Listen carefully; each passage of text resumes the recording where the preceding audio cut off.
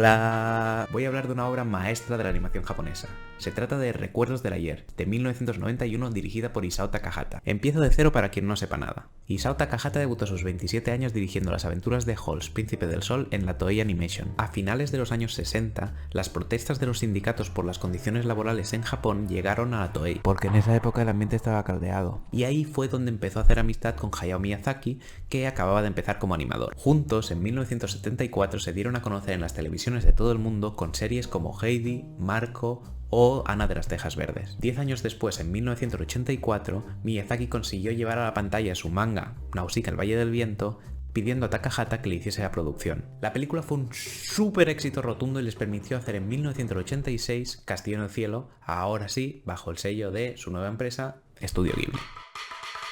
Aquí viene lo interesante. En 1988 se estrenaron dos obras maestras del cine japonés. Por un lado, Miyazaki saca Mi vecino Totoro. Y por otro lado, Takahata saca La tumba de las luciérnagas. Digamos que mientras Miyazaki trabaja el realismo mágico y la fantasía, Takahata ondea en un realismo mucho más crudo y palpable. Entonces, desde esa cumbre del virtuosismo del cine de animación en la que se encuentran, Miyazaki, que estaba leyendo un manga, propone a Takahata dirigir una nueva película basada en este. Y ahí sale Recuerdos del Ayer. Sigamos, sin spoilers, ¿por qué me flipa esa peli? La película es un slice of life. No sé cómo se dice en castellano. Recuentos de la vida. ¿Se dice así? Básicamente cuenta la historia de Taeko, una chica de 27 años que está viviendo una época de cambio en su vida al sentir cómo se espera de ella que deje de estar soltera para formar una familia. Guapísimo ver una película de animación que trata sobre la vida de una persona de 30 años, que estamos hartos de historias de niños. Lo especial de la película es que combina esta línea narrativa con el recuerdo de cuando tenía 10 años e iba a quinto de primaria.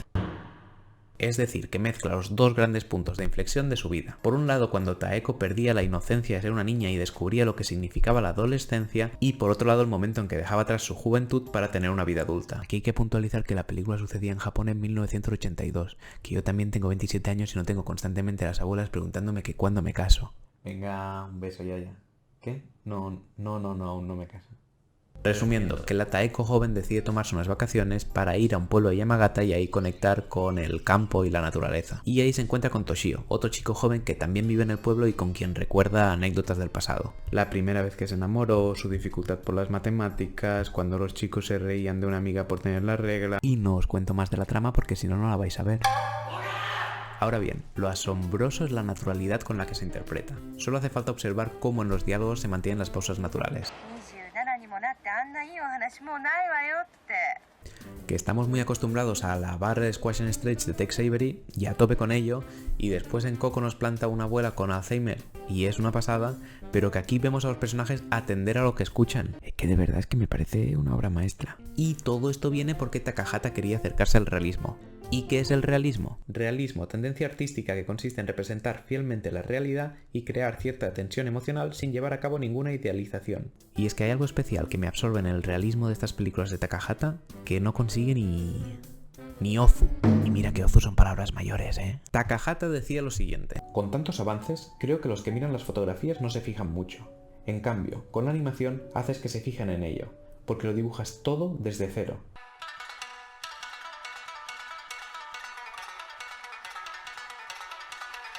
Vale, dejadme explicar cómo se hizo, que no les bastaba con hacer una película de 60 minutos, ¿eh?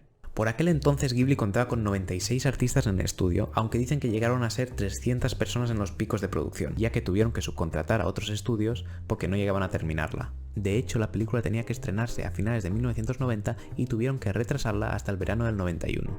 Para que os hagáis una idea de la cantidad de trabajo, imaginaos todo el proceso de cada dibujo de la animación tradicional y multiplicadlo por los 74.000 acetatos producidos. Que hasta los fondos están animados. Una de las dificultades que explicaba Takahata fue la de dibujar una protagonista de 27 años. Para hacerlo decidieron añadir pequeñas líneas de musculación facial en las mejillas o en las ojeras. Recordad que hablamos de diseños de animación, que se hace estador muy complejo saber quién los anima.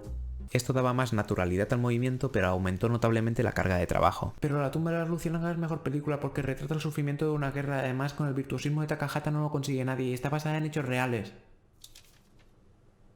Pues nada, para acabar quiero lanzar un mensaje para todos los amantes de La tumba de las luciérnagas.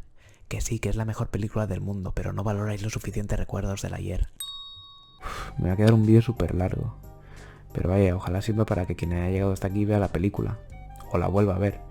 Oye, y este es mi primer vídeo. Pero si veo que ponéis like y esas cosas, igual puedo hacer alguno más de vez en cuando. Y poned en los comentarios qué os parece la película.